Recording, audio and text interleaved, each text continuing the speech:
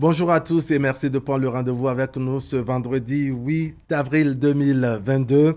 Les 5 maires des communes dont les secrétaires exécutifs ont désisté après le tirage au sort du 31 mars dernier ont procédé hier à leur remplacement, toujours par le même exercice. Il s'agit bien entendu des maires de Karimama, des Agégués, de Zé, de Lalo et de Perere. Tout s'est bien déroulé au Palais des Congrès de Cotonou, nous apprend le quotidien Maison Fraternité. Nous sommes vendredi et dans notre alala de tous les jours, on aborde ce matin un sujet plutôt singulier assorti d'une série de questionnements. Comment vivre la sexualité dans les couples quand les enfants commencent à grandir? Ou peut-on le faire? Doit-on s'exposer au regard des enfants? Et surtout, quelle réaction avoir lorsque les enfants vous surprennent en plein débat sexuel? C'est notre thématique de ce vendredi. On fera le débat sur ce plateau et avec vous au téléphone. Dans la deuxième partie de cette émission, on parle musique avec le style rap et R&B. Notre invité culture est un jeune étudiant en journalisme audiovisuel dans une école de la place. Son nom, Ayman Amoussou, alias Bosca. Il viendra partager avec nous son expérience et ses aventures. Restez donc avec nous. Actu Matin, c'est ici et maintenant. Bienvenue. Bonjour à tous.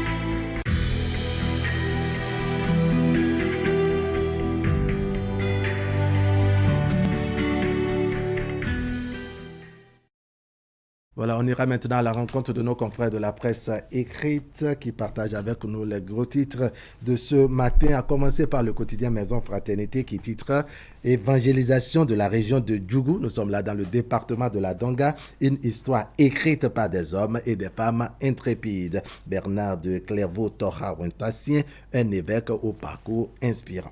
Gestion financière et administrative des communes du Bénin après les désistements, 5 nouveaux 5 nouveaux secrétaires exécutifs tirés au sort. C'était hier au Palais des Congrès de Cotonou. Crépine Gandaro Amoussou à propos des 7 secrets de réussite scolaire de l'ONG Gameia. Tous les apprenants peuvent réussir leurs études. Et puis pour tout réabonnement, Canal Plus offre 15 jours de toutes ses chaînes à ses abonnés. Réflexion de Zakiat Latundi, notre consoeur ici à Tumatin. L'interruption volontaire de grossesse n'est pas une méthode de contraception. Achetez Fraternité et vous aurez le reste des détails. À la une maintenant du quotidien Le Matinal, législatif du 8 janvier 2023, l'opposition et l'hypothétique équation d'une fusion. Théophile Yarou, président de la Nouvelle Alliance, reprécise sa démarche envers les partis politiques. État-major général des forces armées béninoises, les chantiers de Fructueux Baguidi.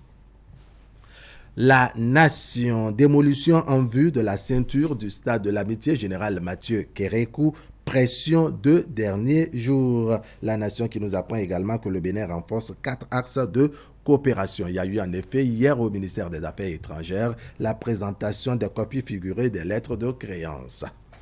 Le potentiel, examen de certificat d'aptitude pédagogique au Bénin, une correction de 100 000 francs CFA aux épreuves orales. Et puis, infrastructure sanitaire, le maire de Cotonou, Luc Atroko, lance la réhabilitation de la maternité de Dieméhontin. Voilà. Le radar à présent, 6 avril 2016, 6 avril 2022. Ça fait 6 ans déjà que le président Patrice Talon instaure une nouvelle dynamique à la tête du Bénin. Liste électorale informatisée, les électeurs exhortés à régulariser leur statut. Le journal de notre époque, armée béninoise, le général Fructueux Gbagidi, le nouveau patron.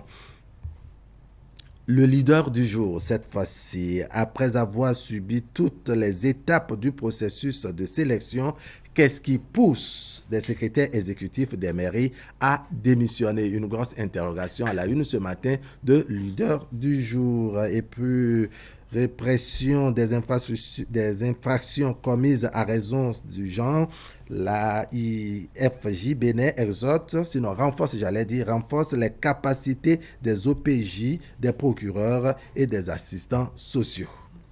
Quotidien L'Informateur, 6 ans de gouvernance du président Patrice Talon, les populations en parlent dans les colonnes du journal. Et puis remise d'équipements et de matériel de bureau à la FNEB, à l'UNSEB et aux autres structures sous tutelle donc de la CRUS.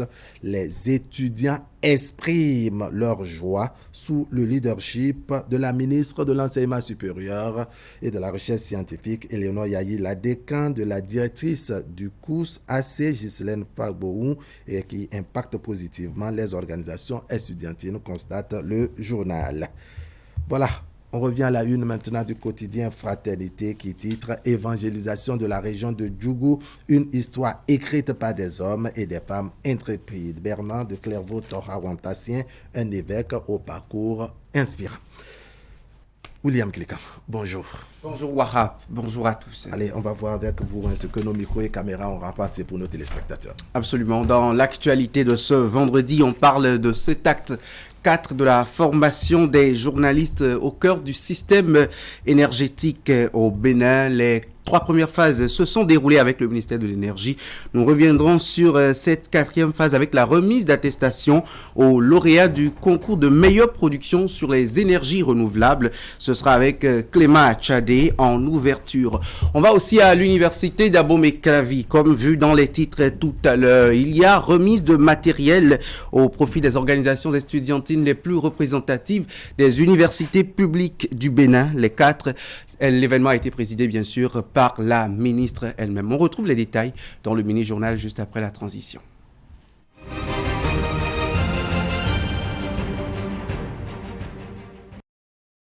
Je le disais à l'instant, le ministère de l'Énergie célèbre l'acte 4 de l'initiative des médias au cœur du système électrique béninois. La première phase a consisté en une formation d'un groupe de journalistes sur les thématiques adéquates au domaine de l'énergie. La deuxième phase, elle, consistait d'échanges entre les professionnels des médias et le ministre en personne. La journée donc a été marquée en ensemble par une remise d'attestation aux lauréats du concours de meilleure production sur les énergies renouvelables au Bénin. Clément Achadé pour le point. Les médias sont au cœur du système électrique au Bénin, acte 4. C'est le thème sur lequel les professionnels des médias ont reçu une formation. Puisqu'ils sont un canal fiable apportant l'information, ils ont besoin des explications pour de meilleures productions médiatiques. C'est également un moment de discussion entre journalistes, responsables des structures et le ministre de l'Énergie. Pour le développement socio-économique de tout pays dans le monde, tout pays qui veut se développer, tout pays qui veut voir améliorer le bien-être de sa population doit passer par la case départ qui s'appelle développement du secteur de l'énergie. Si on veut que la croissance économique du pays se réalise, il faut aussi investir dans des nouvelles zones, dans les clients industriels, la zone industrielle de l'OGB par exemple, GACP, d'autres. Vous avez vu les cités ministérielles, vous avez vu le développement infrastructure qui se fait, les carrefours qui se changent, les nouvelles routes qui se construisent. Tous ces réseaux-là, il faut les faire. Donc il faut à la fois d'un côté construire du nouveau pour amener ces nouveaux clients. Pendant cette rencontre, la presse nationale a suivi des visuels sur les condensés de l'acte 3 des médias au cœur du système électrique au Bénin. Rétro-énergie électrique au Bénin et remise d'attestation de mérite aux lauréats du concours des meilleures productions sur l'énergie renouvelable au Bénin. Ce challenge a été organisé dans le cadre de la causerie débat de l'acte 3 de l'année dernière. Cette assise a meublé la présence de 2 représentants fêtières, la présidente de l'Union des professionnels des médias et le président du Conseil national du patronat de la presse et de l'audiovisuel. Ils sont au total 7 journalistes récipiendaires. C'est un pari gagné à mettre à l'actif de toute votre équipe du comité d'organisation. L'Union des professionnels des médias reste disposée à accompagner la mise en œuvre de cette initiative et à œuvrer pour qu'elle puisse atteindre le plus grand nombre de professionnels des médias. Nous n'aurons plus de bévues, de mots mal placés dans nos productions, et je l'espère très bien. Et le ministre a tenu parole également, et c'est la preuve qui est devant nous par ici. Et au nom de mes confrères, au nom de mes consoeurs également, je voudrais pour finir dire merci au ministre de l'Énergie. Les lauréats de l'acte 3 avaient déjà reçu leur prix le 21 décembre 2021. Après les discussions, les professionnels des médias ont trouvé des réponses à leurs préoccupations et inquiétudes. Ils sont ainsi bien outillés pour des productions de qualité en ce qui concerne le secteur énergétique au Bénin. Une formation au menu de la semaine de l'énergie qui est en cours à Cotonou. Le Centre des œuvres universitaires et sociales de l'Université d'Abomey-Calavi a procédé à la remise de matériel et équipements de bureaux aux organisations estudiantines les plus représentatives. La cérémonie s'est déroulée hier dans l'amphithéâtre Idriss Déby Itno de l'université. La remise a été présidée par la ministre de l'Enseignement supérieur et de la Recherche scientifique en personne. Les détails avec Ali Moumouni et Moufid Sagbokan. Elles sont au total 5 organisations estudiantines à recevoir cette année une dotation en matériel et équipement de bureau. C'est depuis peu une activité inscrite dans le plan de travail annuel du Centre des œuvres universitaires et sociales de l'Université d'Abomey-Calavi à l'issue de l'arbitrage des projets avec les étudiants des campus où il intervient. Les bénéficiaires sont la Fédération nationale des étudiants du Bénin, la Fédération des étudiants de l'Université d'Abomey, la Fédération des étudiants de l'Université des sciences, technologie, ingénierie et mathématiques, l'Union nationale des scolaires et étudiants du Bénin et l'Union des étudiants agronomes. Chers responsables des organisations estudiantines, ce lot de matériel est destiné à équiper les sièges officiels de vos bureaux respectifs. Il a été estampillé et enregistré conformément aux exigences de la comptabilité des matières. Il reste donc dans le patrimoine du COUSAC et doit faire l'objet de passation de service d'un bureau à un autre au rythme du renouvellement de vos instances. Les équipements remis aux étudiants sont composés entre autres d'un ordinateur, d'une imprimante, d'un fauteuil et d'un bureau. Ces matériels viennent faciliter un tant soit peu l'exercice de la mission de représentativité qu'assurent les organisations estudiantines. Mais au-delà, celles-ci seront soumises à des contrôles périodiques pour un bon usage de ces équipements. Lorsque nous savons ce que nous avons à faire et que nous sommes outillés pour le faire, à notre avis, il ne s'agit plus de trop parler. Donc nous considérons que vous êtes suffisamment avertis de l'utilisation de ces matériels et que vous avez notre validation, notre disponibilité pour vous accompagner encore davantage. Ne développez pas d'autres activités parallèles parce que dès lors qu'on met à votre disposition l'outil informatique, c'est une opportunité en même temps pour vous permettre de développer une autre forme d'apprentissage. Le recteur de l'UAC et le maire de la commune d'Abomey-Calavi, tous deux présents à la cérémonie, ont invité les étudiants à cultiver davantage l'entraide et la solidarité. Quant aux organisations estudiantines, elles ont formulé des doléances, toujours dans le but de favoriser de meilleures conditions de vie aux étudiants. On parle maintenant de cette audience solennelle d'installation du secrétaire permanent de l'autorité de régulation des marchés publics à la Cour d'appel de Cotonou. Ludovic Guédjé, le tout nouveau bras exécutif de l'instance chargée du contrôle, est désormais investi d'une série de missions. En plus de travailler à mettre en œuvre les décisions du Conseil de régulation, il va apporter tout l'appui technique nécessaire aux différentes commissions dans l'accomplissement de leurs tâches. Le point avec Herman Agnamboussou et Henri Ganti. La Cour reçoit votre serment et vous donne acte de vos serments. Voilà qui consacre l'entrée officielle en fonction du tout nouveau secrétaire permanent de l'autorité de régulation des marchés publics. Nommé par décret pris en Conseil des ministres en février, c'est le serment prêté par ce dernier au cours de la cérémonie solennelle de la Cour d'appel de Cotonou qui lui donne désormais plein pouvoir pour accomplir les missions à lui dévolues à la tête du secrétariat permanent de l'ARMP. Et nous pensons qu'avec l'aide de Dieu, nous allons satisfaire et combler les attentes du gouvernement qui nous confie une mission aussi sensible. Nous n'avons pas peur parce que nous savons que nous avons le soutien du président, de tous les conseillers, de tous les cadres de l'ARMP. Les réquisitions du ministère public, au-delà de rappeler au bras exécutif de l'autorité de régulation des marchés publics la lourde responsabilité qui lui incombe désormais, l'invite en priorité à ne pas s'écarter des dispositions légales qui organisent la dite autorité. Monsieur le récipiendaire, comme vous le savez déjà, le poste de secrétaire permanent de l'autorité de régulation des marchés publics n'est pas une sinécure administrative.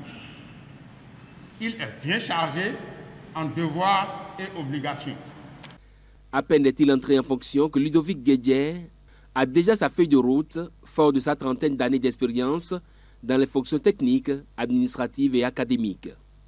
Nous allons porter très haut le flambeau de la bonne gouvernance dans le domaine de la commande publique, tel que souhaité par les partenaires techniques et financiers, tel que souhaité par les acteurs à tous les niveaux, ce qui sera nécessairement bénéfique pour les populations à la base.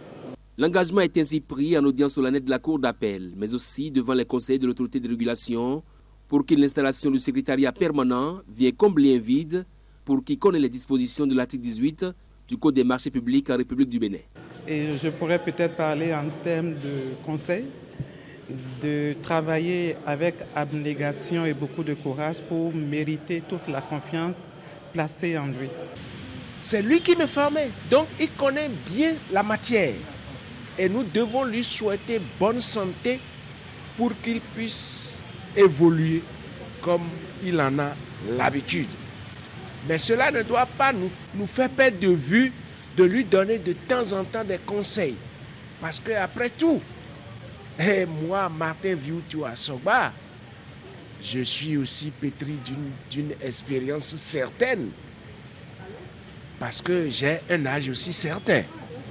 L'ARMP, c'est cet organe de régulation de la commande publique rattaché à la présidence de la République.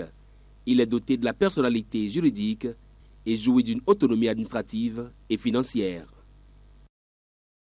Dans le reste de l'actualité, le sous-projet autonomisation des femmes et des filles de Suède, entendez autonomisation des femmes et dividendes démographiques du Sahel, lancé récemment à Cotonou, est entré officiellement dans sa phase active dans le département du Mono. La cérémonie officielle de lancement a eu lieu à Lokossa et a été l'occasion d'un partage d'informations et d'expériences sur le démarrage des activités. Geoffroy Messon qu'on retrouve du côté de la Cité de l'Espérance.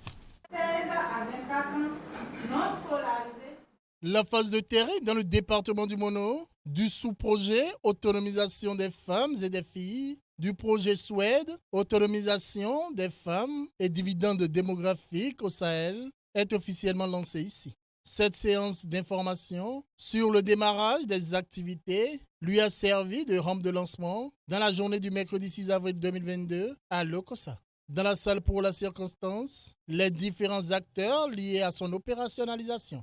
Le projet Suède, à travers ses composantes, avait commencé déjà ses activités, notamment par la sous-composante maintien des filles à l'école. Et au titre de l'exercice 2022, nous sommes déjà à la deuxième génération des appuis scolaires aux filles dans le cadre de la mise en œuvre du projet Suède.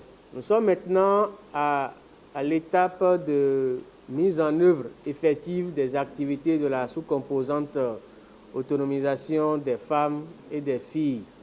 À travers le sous-projet autonomisation des femmes et des filles, ce sont 250 000 filles et femmes déscolarisées, non scolarisées et sans emploi qui seront impactées dans les 77 communes du Bénin. Souhaite Bénin est un projet du gouvernement béninois. Sa mise en œuvre dans les 12 départements du Bénin est conduite par Plan International Bénin. Ce projet va nous permettre d'identifier des filles qui sont âgées de 14 à 24 ans dans les différentes communes qui constituent le département du Mono. Ces filles-là seront renforcées dans un certain nombre de thématiques pour leur permettre d'avoir accès soit à des activités génératives de revenus, soit à des emplois, soit à des formations professionnelles. Certaines de ces filles seront accompagnées en entrepreneuriat.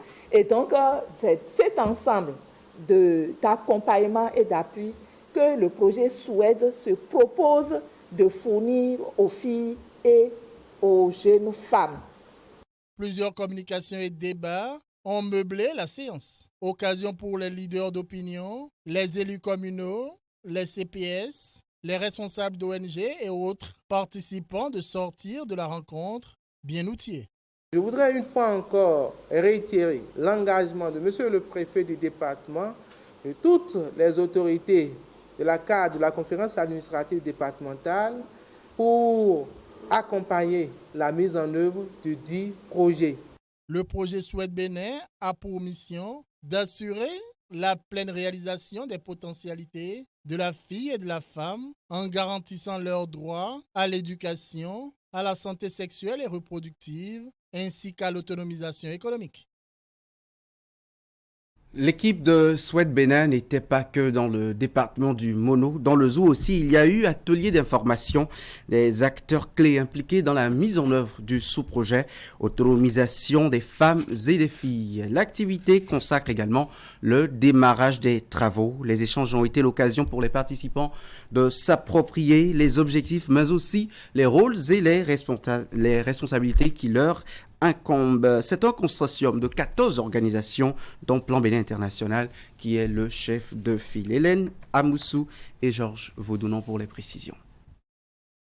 En plus de la présentation détaillée du projet objet des assises, les participants ont aussi eu droit à une communication sur les rôles et responsabilités des différents acteurs. Cet atelier d'information est initié par l'ONG Femmes Actrices de Développement Communautaire FADEC ONG, membre du consortium des 14 organisations chargées de l'exécution du projet autonomisation des femmes et des filles. Il est inscrit dans la deuxième sous-composante de la première composante du programme autonomisation des femmes et dividendes démographiques du Sahel. Suède. Nous aurons à vous présenter le projet, les objectifs de ce projet, les stratégies d'intervention, les différentes prestations à offrir, les bénéficiaires directs et indirects du projet. Nous sollicitons l'implication des autorités à divers niveaux et de tous les acteurs clés du département. C'est fort de cela que la rencontre de ce jour a été organisée pour définir les rôles et responsabilités de tous les acteurs dans la mise en œuvre du sous-projet. Pour la plupart des élus,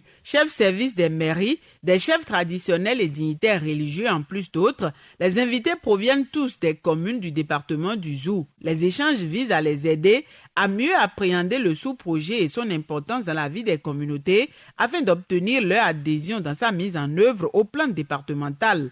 Grâce aux interventions prévues, 51 000 femmes et filles seront impactées. Beaucoup d'ONG sont mobilisées pour accompagner le processus, pour mettre en œuvre le projet. Nous attendons donc de ces ONG, comme ils l'ont toujours fait, l'atteinte des objectifs. Nous attendons également une très bonne collaboration pour que à la fin de l'année, nous puissions vraiment atteindre nos différents objectifs. Nous allons rassurer ces ONG de notre entière disponibilité pour les assister, les accompagner. La finalité des actions du dit projet est d'avoir des filles et des femmes capables et actives pour participer pleinement à la transformation de leur vie en améliorant les conditions sociales et économiques. Dans le département du Zou, le montant à hauteur de 461 985 813 francs pour sortir 51 129 femmes de l'extrême pauvreté dans les 9 communes que compte le département du Zou. Au thème de la journée d'échange, les organisateurs ont également pu obtenir l'engagement de ces différents acteurs clés impliqués dans la mise en œuvre du projet dans le Zou. Des mesures spécifiques mises en place visent à assurer la sécurité et la sûreté des bénéficiaires cibles. Et voilà, le mini-journal est à son terme. Bon week-end à tous. Je vous reviens lundi. Merci William Klika. On va se retrouver sans doute lundi. Et puis je vais inviter nos téléspectateurs à parcourir le quotidien Fraternité qui nous propose toute une grande histoire en ce qui concerne la religion chrétienne, n'est-ce pas, et l'évangélisation à Djougou dans le département de la Donga. L'ordination, comme vous le savez, du nouvel évêque a eu lieu au cours de la semaine écoulée, n'est-ce pas, le journal qui nous propose beaucoup de choses, la vie du nouvel évêque, qui est Monseigneur Bernard Torra, sa vie de famille, n'est-ce pas, sa vocation et sa vie religieuse, son engagement chrétien, c'est dans les colonnes du quotidien Fraternité. Achetez le journal et puis vous avez le reste des détails. William Klika, on va faire venir par ici Ali Moumouni avec qui on va se défouler. On va se défouler et parler donc sport. À tout de suite. Oser. Croire. Célébrer. Vous l'espériez, il est enfin là. Envie de gagner des millions? Va sur onesbet.bj pour créer ton compte. Fais ton dépôt via MTN Mobile Money ou Move Money. Place tes paris pour te faire plein de gains. OneXBet, les paris pour tous les goûts.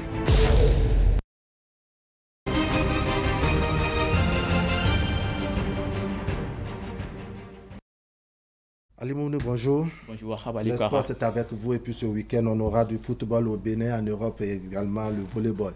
Oui, le volleyball, on commence bien sûr par le volleyball, le championnat, la Ligue professionnelle du Bénin, donc la deuxième édition bien sûr, puisque la Ligue professionnelle a démarré au Bénin depuis la saison dernière. Et donc cette année, elle démarre également et c'est demain à Parakou que démarre donc ce championnat béninois de volleyball. La Ligue professionnelle, je le disais tantôt, ce serait une rencontre entre Finance Volleyball Club qui a terminé récemment sur le podium lors de la Coupe des clubs champions de la zone 3 du côté de Ouagadougou. Finance qui sera donc face à Sakaré Wahab pour cette rencontre, c'est bien sûr au niveau des dames et des hommes. On parle désormais football. Oui. Donc le championnat national reprend le football professionnel du Bénin et ce week-end la Super League Pro, équivalent donc de la première division, revient ce samedi avec plusieurs affiches intéressantes. Déjà samedi, Ayema sera donc à domicile face à BKFC, Béké de Bébéré, qui sera en déplacement à partir de 16h pour affronter l'équipe d'Ayema. Tadje FC aura pour adversaire Adjidja également à partir de 16h. AS Cotonou sera l'adversaire de Loto FC. Ce rencontre prévue pour se disputer donc du côté du stade René Pleven de Cotonou. Les Buffles accueilleront donc au niveau du stade municipal de Parakou Jeffa FC. Et pour finir, Panthère également sera à domicile pour affronter l'association sportive de la vallée de l'Ouémé. Dimanche, il y aura donc 3 rencontres seulement au programme ce week-end. La jeunesse sportive de Pobé aura pour adversaire Espoir FC de Savalou. Éternel Omnisport jouera donc contre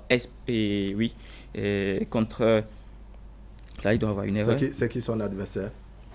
Bon, il y a une petite erreur sur les tableaux. Coton FC, pour finir, Wahab, pour finir de parler de ces différentes explications, Coton FC aura pour adversaire Dynamo Dahomey. Dynamo Dahomey qui, je dirais tout simplement, réalise une très belle prestation au cours de cette saison. On revient un peu plus bas Wahab pour parler de la Ligue Pro Suite. C'est donc la deuxième division. On démarre ce week-end la 6e journée de cette compétition et vendredi déjà à partir de ce soir, cet après-midi, l'association sportive de la police républicaine sera à René-Pleven face à l'Azos. C'est donc une rencontre qui compte pour la zone C et D, la zone sud du Bénin. Dynamo de Parakou dans la zone nord sera l'adversaire de Dynamique FC de Djougou, rencontre qui aura lieu donc au niveau du stade municipal de Parakou. Samedi 9 avril 2022, bien sûr, Avranco Omnisport sera à domicile pour affronter la jeunesse athlétique de Kétou. UPONM aura pour adversaire l'association sportive du port autonome de Cotonou. Pendant ce temps, dans la zone A et B, Tonnerre FC accueillera Rodio et Énergie sera l'adversaire de Real Sport de Parakou. Dimanche, Sobemap sera l'adversaire de Requin FC. Les Dragons de Lomé accueilleront de leur côté Sitatunga. L'Union sportive Baboni sera l'adversaire de Soleil FC. Et puis pour finir, Damissa jouera contre l'association sportive Takouné de Kandi. Wahab, on poursuit toujours avec le football, mais cette fois-ci sur le vieux continent pour parler bien sûr des différentes affiches qui peuvent intéresser au cours de ce week-end dans les grands championnats européens. Dans la Ligue 1, il y aura cet après-midi, ce soir, pardon, à partir de 20h. De ce vendredi alors. Oui, à partir de ce soir, 20h, Lorient qui jouera contre Saint-Etienne. Au niveau de l'Espagne, dans la Liga Santander, Séville accueillera Grenade. Et pour finir, ce sera donc en Première Ligue, Newcastle qui aura pour adversaire Wolverhampton. Newcastle Wahab qui aujourd'hui est tiré d'affaire et certainement ne sera pas relégué parce que cette équipe compte désormais, je crois, 9 points d'avance sur la dernière équipe relégable. Samedi, on aura donc également quelques affiches intéressantes qu'il ne faut pas manquer. Le Stade de Reims sera l'adversaire du Stade Rennais. Clément Faute de l'international des internationaux béninois Cédric Montonji et Jodel Dossou auront pour adversaire le Paris Saint-Germain à partir de 20h dans la Liga Santander. Mallorca jouera contre Atlético Madrid et le Real Madrid victorieux face aux Blues de Chelsea en milieu de semaine sera l'adversaire de Retafe. Première Ligue pour finir avec les affiches du week-end au niveau de l'Europe. Everton sera l'adversaire de Manchester United qui est en difficulté, et Aston Villa jouera contre Tottenham. Toujours deux équipes, Manchester et Tottenham, deux équipes qui sont en liste pour la 4e place. Dimanche, pour finir avec ces différentes affiches en Europe ou arabe. En Ligue 1, le Stade brestois aura pour adversaire Nantes. Le Stade brestois de l'international béninois Steve Mounier sera donc à domicile pour affronter Nantes, comme je le disais. Et Marseille-Montpellier, c'est donc la dernière affiche de cette 31e journée de la Ligue 1 française. En Liga Santander, ce sera le Barcelone qui sera en déplacement sur le Benté. Première Ligue pour finir, le choc du week-end. Après la rencontre Leicester Crystal Palace qui est prévu pour être disputée à 14h, Manchester City sera à domicile pour donc affronter Liverpool. C'est donc cette rencontre qui déterminera certainement, sinon très certainement, probablement le vainqueur de la Première Ligue cette saison, parce que entre ces deux équipes, il y a seulement un écart d'1 point et actuellement c'est Man City qui est leader et Liverpool aura besoin d'une victoire pour pouvoir renverser la tendance. Tout peut se jouer à tout moment. Ah oui, tout peut se jouer. Quand on parle de ces deux équipes, tout peut se jouer à tout moment. Et personne. On peut s'attendre à des surprises. Je dirais, oui, de très grandes surprises. Et là, il serait difficile vraiment de pronostiquer sur cette rencontre parce que aujourd'hui Liverpool est en forme, enregistre, je crois, sa 14e victoire d'affilée et sans défaite. Et Man City, malgré quelques résultats aussi pas satisfaisants, Man City, c'est une équipe très joueuse et qui a marqué l'histoire. Bon, on peut le dire de cette façon. Allez, donc c'était l'espoir. C'était l'espoir avec vous, Ali Mouni. On va installer notre plateau de discussion de ce vendredi pour parler de la gestion de la sexualité dans les couples, surtout quand les enfants commencent à grandir. Comment se comporter? Doit-on le faire devant les enfants? Et surtout, quelle réaction avoir lorsque les enfants vous surprennent en débat sexuel? C'est notre thématique de ce matin. On vous attend très nombreux au bout du fil. On va donc installer nos amis débatteurs, Eman Anyambosu, Zakiat Latunji et un invité surprise que vous allez découvrir tout à l'heure. Vous avez besoin de matériel informatique de qualité qui répondent à vos attentes. Chez Microland Informatique, nos PC sont adaptés à vos besoins. Du 1er au 31 mars 2022, venez profiter de nos packs spéciaux PC et tablettes avec des réductions allant jusqu'à moins 40% et plusieurs accessoires vous sont offerts en cadeau. Visitez-nous vite dans notre showroom à Ganry, en face de la librairie Notre-Dame. Jusqu'à 12 mois de garantie. Service après-vente et livraison assurée. Contact vendeur 95 95 28 24. Microlone, votre solutionnaire numéro 1 en informatique. Au bulletin d'information de ce jour, les trésors royaux sont de retour.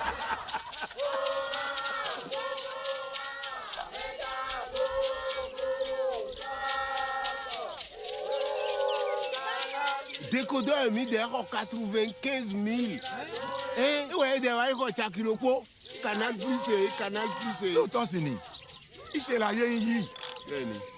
Vraiment, les temps ont changé. Un trésor vous attend chez Canal+.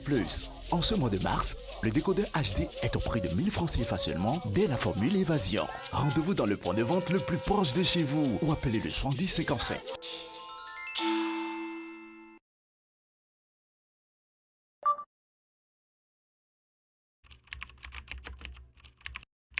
Votre chaîne Canal 3 Bénin à portée de main.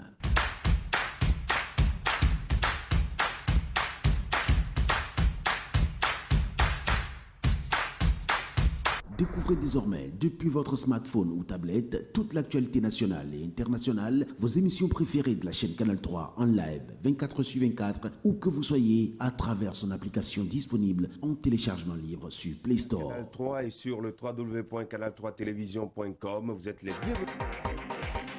Canal 3, la passion de l'image.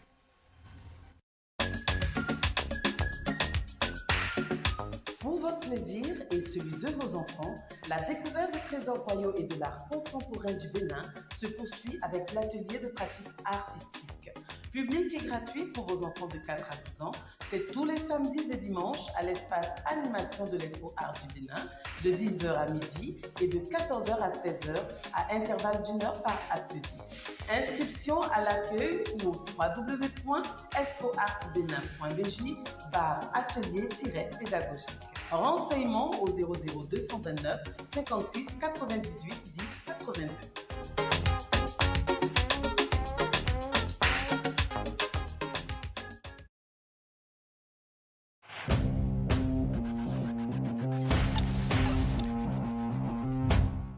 Chers clients, partenaires et abonnés du groupe de presse Fraternité, pour toute commande et information relative à nos produits et prestations à Fraternité FM, Fraternité, Canal 3 Télévision, appelez les numéros suivants aux heures et aux jours ouvrés. 95 74 29 23, 95 74 29 25, 97 77 33 02, 96 61 13 30, 69 17 99 99, 69 23 55 55, 61 62 12 02, WhatsApp.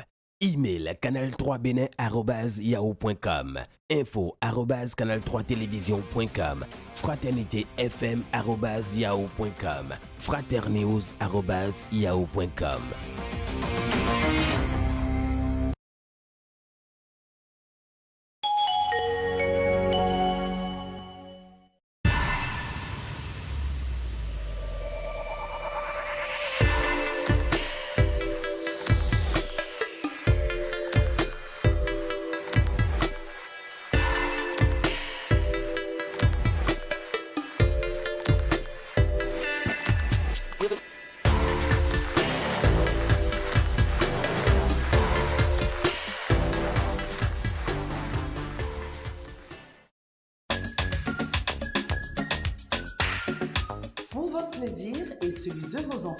La découverte des trésors royaux et de l'art contemporain du Bénin se poursuit avec l'atelier de pratique artistique.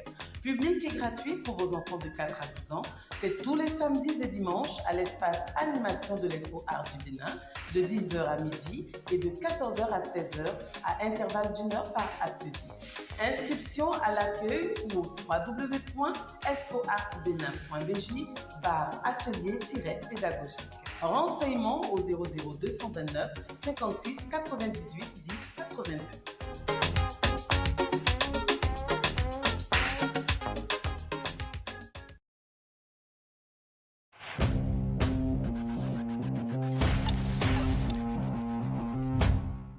Chers clients, partenaires et abonnés du groupe de presse Fraternité, pour toute commande et information relative à nos produits et prestations à Fraternité FM, Fraternité, Canal 3 Télévision, appelez les numéros suivants aux heures et aux jours ouvrés. 95 74 29 23, 95 74 29 25, 97 77 33 02, 96 61 13 30, 69 17 99 99, 69 23 55 55, 61 62 12 02, WhatsApp. Email canal3benin@yahoo.com, info@canal3télévision.com, fraternité_fm@yahoo.com, fraternews@yahoo.com.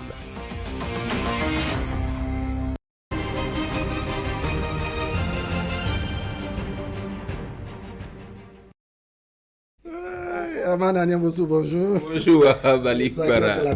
Bonjour. Bonjour. Ah, visiblement, il y a de la bonne humeur sur ce plateau. Sur ce pont.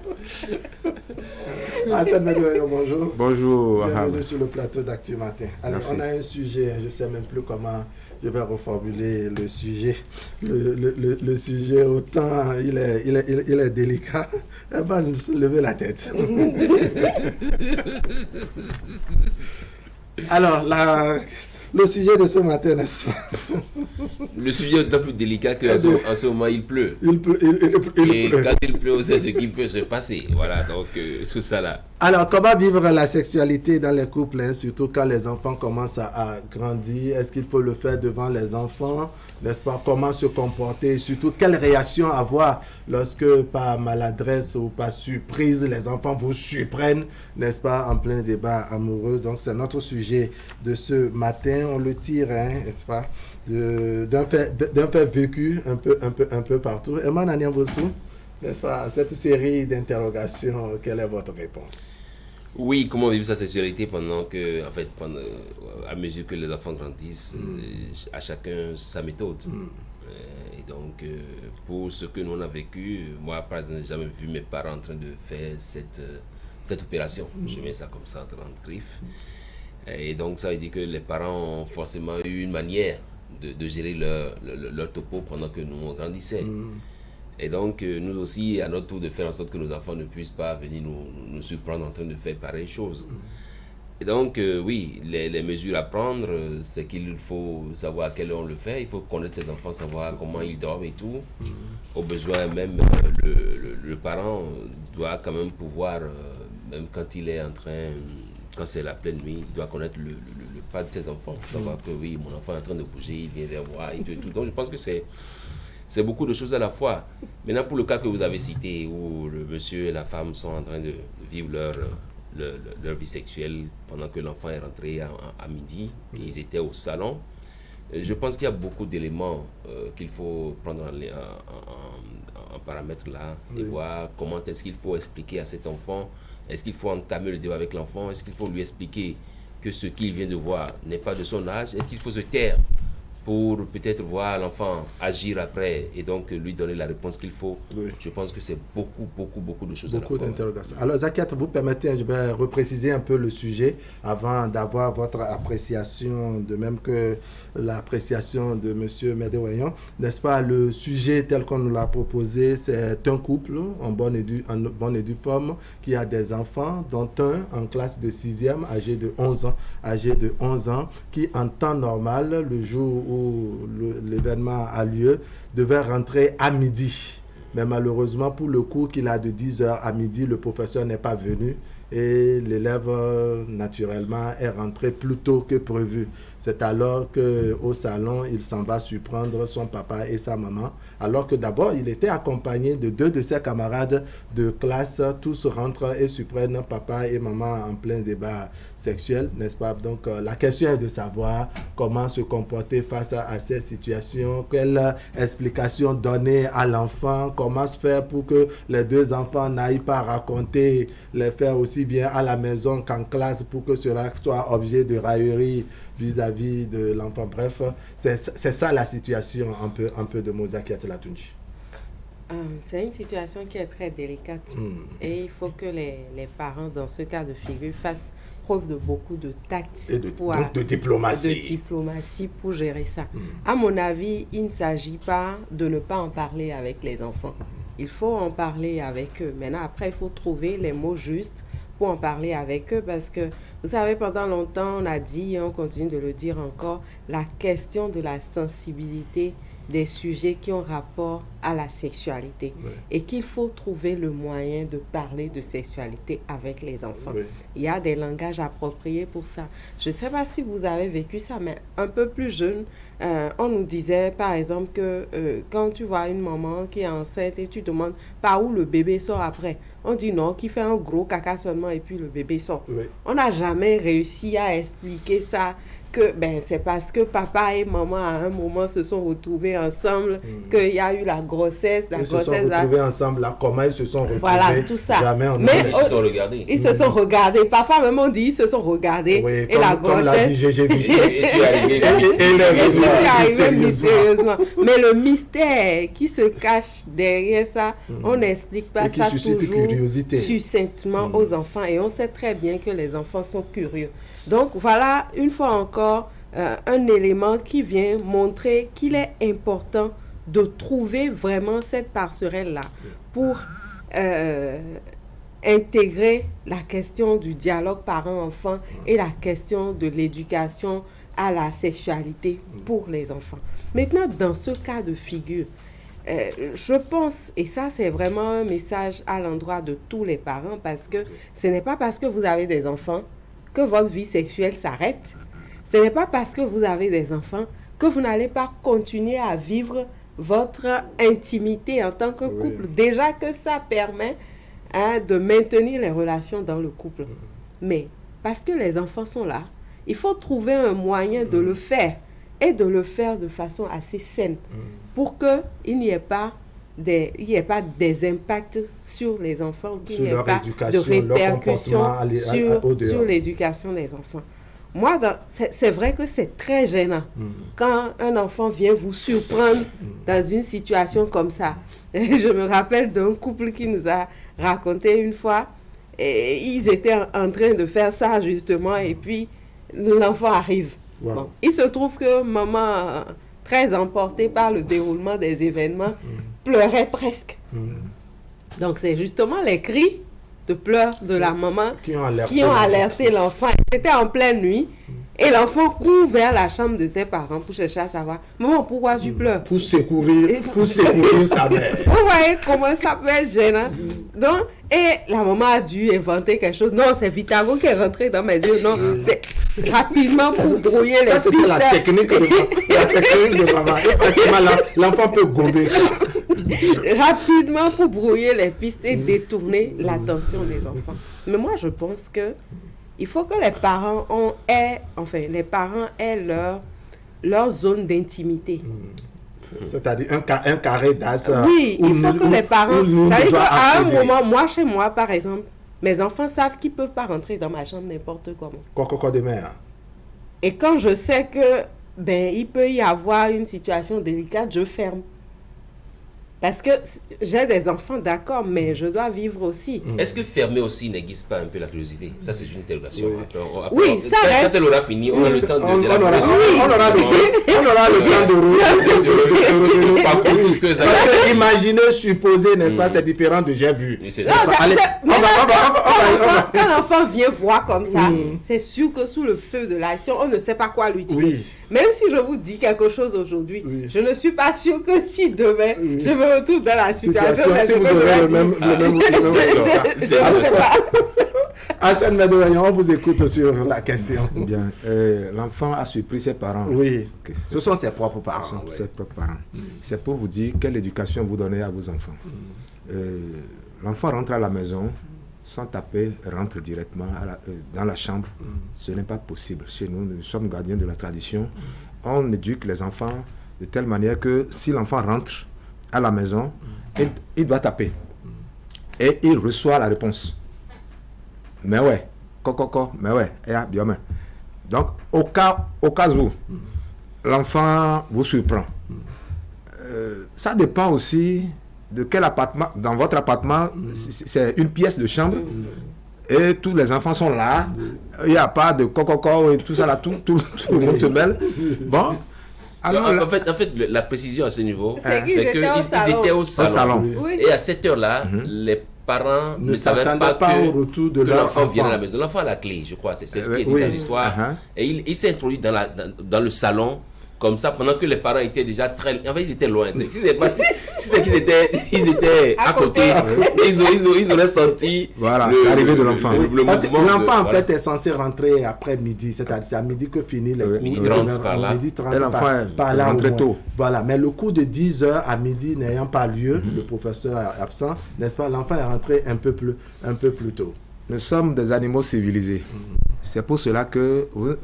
Si vous voyez les animaux, entre eux, cela se passe. Et il n'y a pas de problème. Mais entre nous, les hommes, on doit quand même donner une marge et savoir comment faire. Bon, maintenant, quand vous êtes surpris par l'enfant, je crois que les enfants sont éduqués comme ça aussi à l'école, à partir de la 6e, 5e. Ils prennent aussi les cours de sexualité, je crois. Bon, nous autres, nous conservons cette intimité, c'est-à-dire expliquer ça à l'enfant, je ne sais même pas comment expliquer à l'enfant. Voilà, et maman, tu es au bordonnier, allô? Je suis en train de la calmer par rapport à tel... Non, quand vous êtes surpris, vous êtes surpris. Donc, il n'y a pas... Il n'y a pas une méthode standard. Il n'y a pas une méthode standard. Il n'y a pas une méthode. Bon, il faut des codes. D'ailleurs, il y a des enfants qui ne dorment pas. Vous croyez que l'enfant en plein sommeil, non, c'est ce que vous croyez. Et elle a tête haut. Et je me rappelle d'un enfant que j'avais, il avait 3 ans.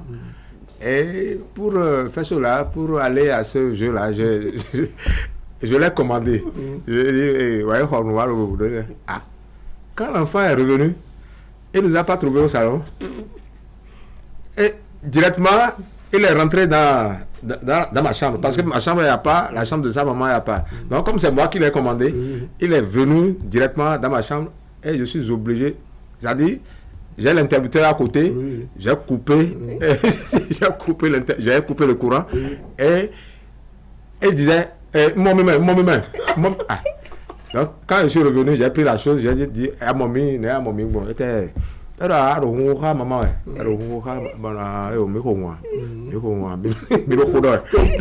c'est un dialogue entre adultes. Voilà, c'est un dialogue. C'était pas une bagarre. Non, c'est pas une bagarre, et c'est un dialogue entre nous, mais ça arrive comme ça. Donc c'est de cette manière que moi je crois expliquer à l'enfant. Je suis curieux de savoir quelle a été la réaction de l'enfant après cette explication. C'est-à-dire que vous expliquez que entre maman et vous, ce n'était pas une bagarre. Ce n'était pas une bagarre. Comment l'enfant a réagi? L'enfant a compris, il a consommé ce que moi j'ai donné comme explication. L'enfant a consommé. Donc, ça peut arriver, puisque nous sommes à Cotonou. Bon, les appartements, ça dépend de combien d'enfants vous avez, combien d'enfants et comment vous vous comportez. Et des fois, quand il faut, avant d'aller à cette histoire-là, il faut toujours un code. Et il faut surveiller le sommeil des enfants. Mais ce n'est pas tous les enfants qui dorment. Je crois bien. Parce que les enfants ne dorment pas forcément au même moment. Quand on parle des enfants, ça fait le pluriel. Surtout quand tu as un lit, qui crie. Qui crie et en plein mouvement. Vous aviez une réaction tout à l'heure. Oui, je pense que pour la réponse donnée par M. Ménévoyon à cet enfant, je trouve que c'est une bonne réponse parce que tout également, il faut tenir compte du fait qu'il a banalisé la chose. Il aurait pu maquiller les yeux, il aurait pu chercher à prendre ça comme un scandale, que l'enfant en aurait parlé peut-être à ses camarades de classe s'il ou elle en avait en classe. Mais ici, pour l'enfant qui surprend ses parents en plein débat, je rappelle que c'est au salon. Ensuite, je rappelle que l'enfant n'est pas rentré seul. Il est rentré avec quelques-uns de ses camarades. Alors là, quand Zakiat dit qu'il faut faire le débat avec ses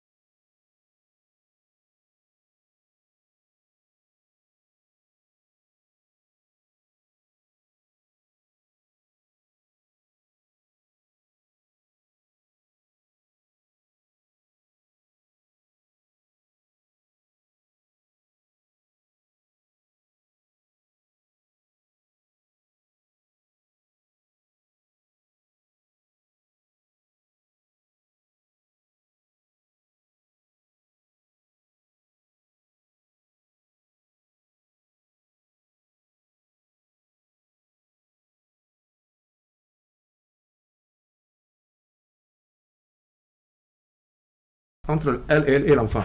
Mais moi, je ne parle pas de ça avec les enfants. Non. Herman,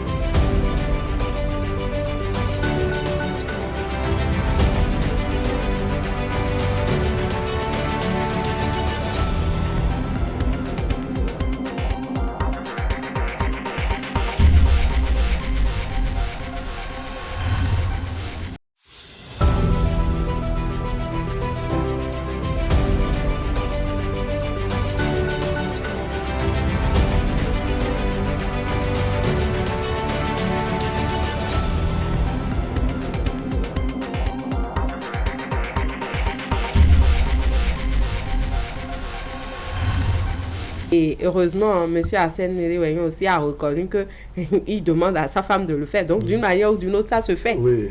Maintenant, après, pour le parent, parce que c'est difficile, il y a des mesures qui accompagnent ça.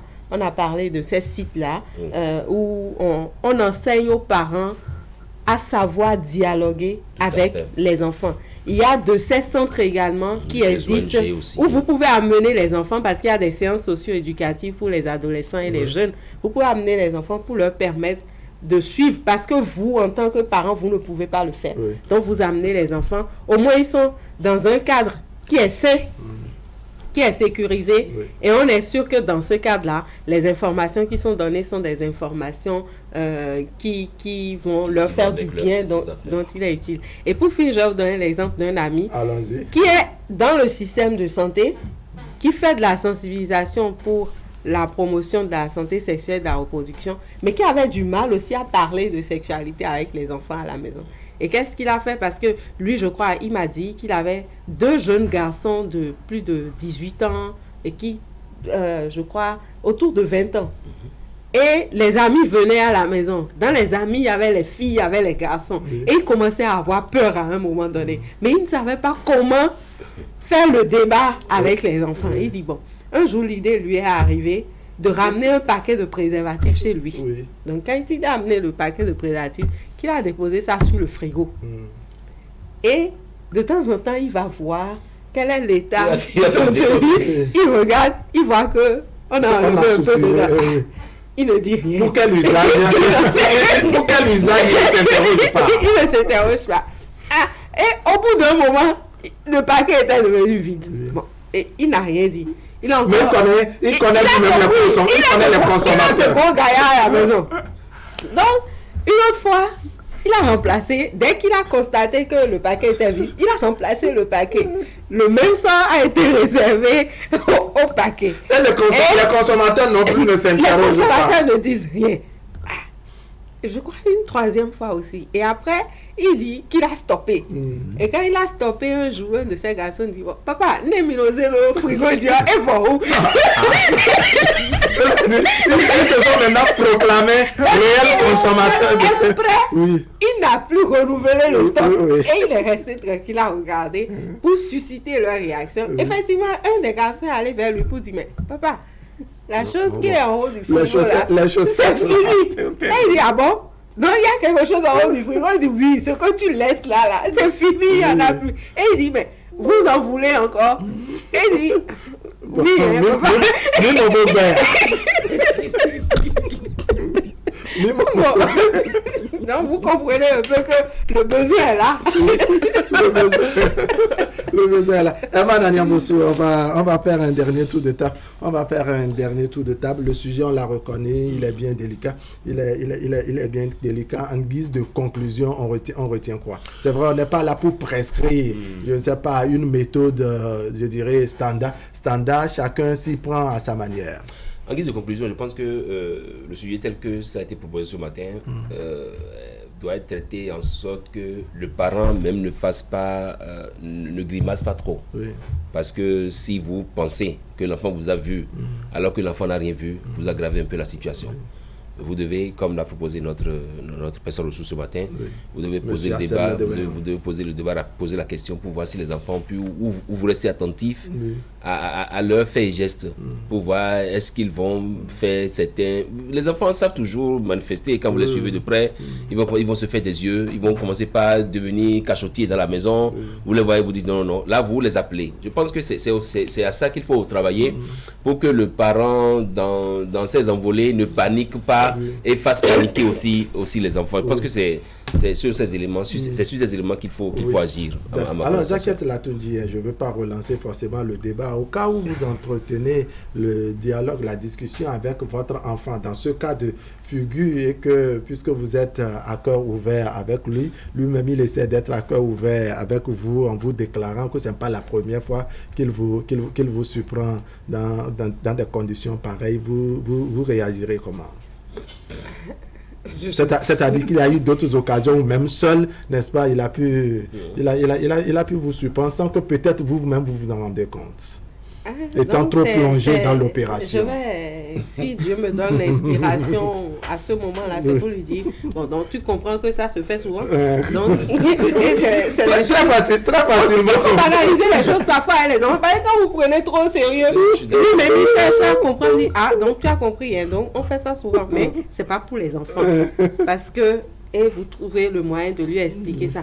Mais quand on a parce que vous pensez qu'il va vraiment vous écouter ou qu'il va prendre ça en compte. Non, si, qu'il ne sera pas tenté d'essayer la même chose ailleurs. L'idéal, c'est de l'amener à comprendre. Vous ne pouvez pas lui refuser de chercher à faire ou de tenter de faire ça. Oui. Mais c'est à vous de trouver le moyen de lui montrer que en allant à ça, voilà les risques qu'il y a. Oui. Et vous lui expliquez. Et après, quand vous avez fait tout ça, il faut aussi prier Dieu que les informations que vous donnez à votre enfant, que Dieu l'aide à intégrer ça véritablement et que ça l'accompagne chaque jour. Parce que vous avez beau être un parent prévoyant, donner tous les conseils nécessaires, vous n'êtes jamais sûr à 100%. Le risque zéro, comme on dit, n'existe nulle part. Après, pour les parents aussi, il faut faire preuve de précaution, mais vraiment de précaution. Par exemple, dans une situation comme ça, où même vous savez que vous êtes seul à la maison, elle m'en a proposé, vous mettez le gong. Là, n'importe qui doit rentrer, vous êtes avec papa et maman à l'intérieur, même si ce n'est pas prévu que ça arrive, parce que cette chose-là n'est pas toujours... Vous comprenez, non? Programmé. Surtout quand il y a un moment donné, on le fait à la cuisine, au salon. Donc, vous fermez, ça dit, vous sécurisez le périmètre. Vous fermez la cuisine. Vous sécurisez le périmètre quand même un peu.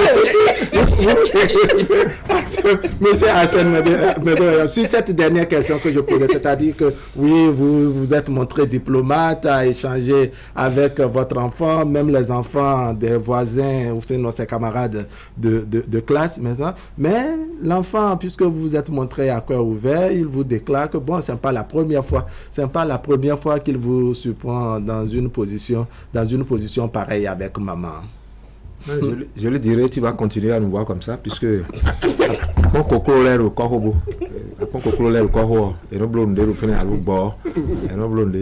là, je lui donne l'exemple des animaux.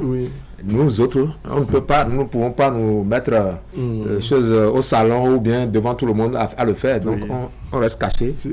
Vous jouez les animaux disciplinés, les animaux civilisés. Oui, voilà. Donc c'est ça. Et on l'amène sur cette raison, on l'amène, on lui explique que c'est comme ça se passe. D'accord. Oui. Alors moi je voudrais rapidement savoir dans les toutes petites minutes que nous avons encore, n'est-ce pas, savoir dans ce dialogue-là, est-ce que c'est vous deux, papa et maman, c'est vous deux ensemble qui vous asseyez pour engager le dialogue avec les enfants, ou bien le couple désire un porte-parole, un représentant? Maman ne va pas vouloir aller sur ce terrain, donc c'est moi qui vais. Encore que ça dépend. Je vais revenir. C'est vrai que c'est moi-même qui ai annoncé la fin du débat, mais je le relance très rapidement. À mon avis, ça dépend des couples. Il y a des couples dans lesquels vous allez voir, c'est la femme qui peut jouer correctement ce rôle-là, qui est très tactile. Donc la femme va prendre le lead. Vous allez voir des couples où les deux peuvent régler ça ensemble. Donc ils vont parler avec des enfants. Dans un autre couple, c'est papa qui peut faire ça. Donc papa va faire. Ça dépend de la personnalité de chacun dans le couple. Non, dans votre cas, ça veut deux sujets. Sur le sujet, j'ai pas rien. C'est l'enfant qui dit oui, que c'est pas la première fois. Un bon papa peut demander à l'enfant, et pourquoi tu ne m'as jamais dit ça? Et pourquoi tu n'as jamais parlé de ça avec moi? L'enfant, donc ça tout dépend de la réponse que l'enfant va apporter. Si l'enfant pense que c'est chose normale, vous rendez ça normal puis vous continuez votre chemin. Si l'enfant dit bon, quand j'ai vu ça, j'ai pris peur, ne prends pas peur. Donc c'est beaucoup de choses à la fois. Vous tenez compte de la réaction de l'enfant pour savoir quel discours tenir avec cet enfant. Sur l'autre aspect, à savoir comment vous dites c'est-à-dire pour le dialogue avec les enfants, lorsque vous êtes surpris, c'est-à-dire par rapport à notre sujet, est-ce que c'est papa qui engage le dialogue, c'est maman ou les deux? Pour le dialogue, moi je dis ma position claire. Si c'est un garçon, c'est moi qui parle avec le garçon. Si c'est une fille, là, moi parle avec sa fille. Pour expliquer, parce que chez moi, le garçon, quand il atteint un certain âge, et non moi au nid, c'est-à-dire on l'amène au couvent. Et donc moi je pourrais profiter de l'occasion pour l'amener au couvent en même temps pour lui dire, c'est pas tout ce qu'on voit qu'on dit. C'est pas tout ce qu'on voit qui se dit, adore à un coup. Et donc quand c'est comme ça, je pense que c'est... Mais si c'est la fille, la maman sait comment lui expliquer les choses. Je pense que je vais laisser la maman parler à la fille et moi parler à mon garçon. Au garçon. Herman Anyambossou, merci. Zakiat Latundi, merci également. Monsieur Hassen Médéonion, merci surtout pour votre disponibilité à nous accompagner dans nos thématiques du vendredi. Allez, je vais vous accompagner avec la revue de presse de Narcisse Alossé, puisque l'artiste annoncé n'est malheureusement par la incertitude, avec sans doute les embouteillages liés, n'est-ce pas, au changement climatique, sinon à la pluie de ce matin. Il présente toutes ses excuses, sinon tout à l'heure on devait recevoir Ayman Amoussou, alias Bosca. C'est un jeune rappeur. Il fait également dans le R&B. On devrait partager avec lui son expérience. Mais on va suivre la revue de presse de Narcisse Alossé.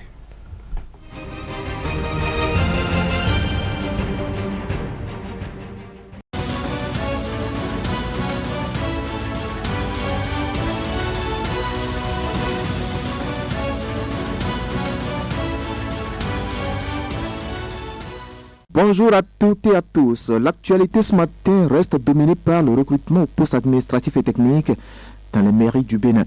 Et les journaux nous apprennent que les 5 secrétaires exécutifs remplaçants sont désormais connus. Ces derniers ont été tirés au sort hier jeudi à Cotonou. Gestion financière et administrative des communes. Après le désistement, 5 nouveaux secrétaires exécutifs tirés au sort, peut-on lire à la 2 de 1 du quotidien Fraternité. Des secrétaires exécutifs destinés aux communes de Karimaman, à Guégué, Pereret, Lalo et Zé. En politique, le quotidien matinal s'intéresse aux législatives du 8 janvier 2023.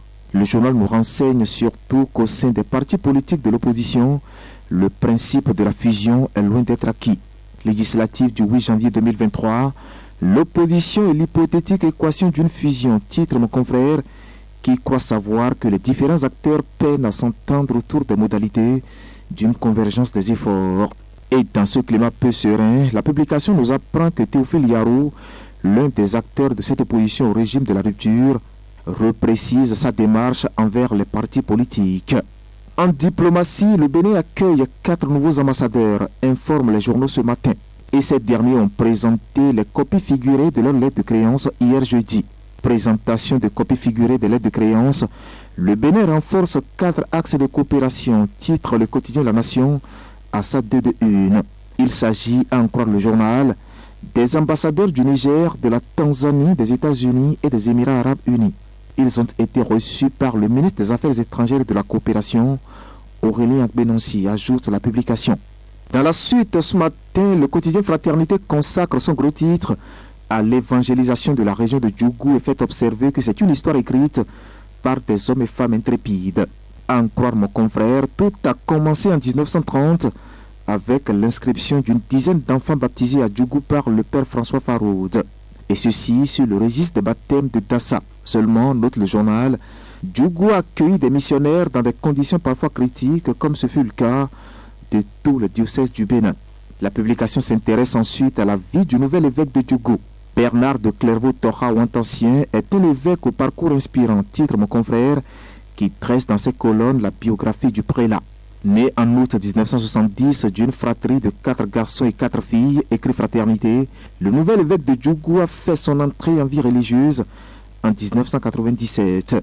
Et ce fils d'instituteur originaire d'Abomey a été façonné par divers mouvements d'action catholique au sein desquels il a milité pendant son enfance, son adolescence et sa jeunesse, ajoute Fraternité.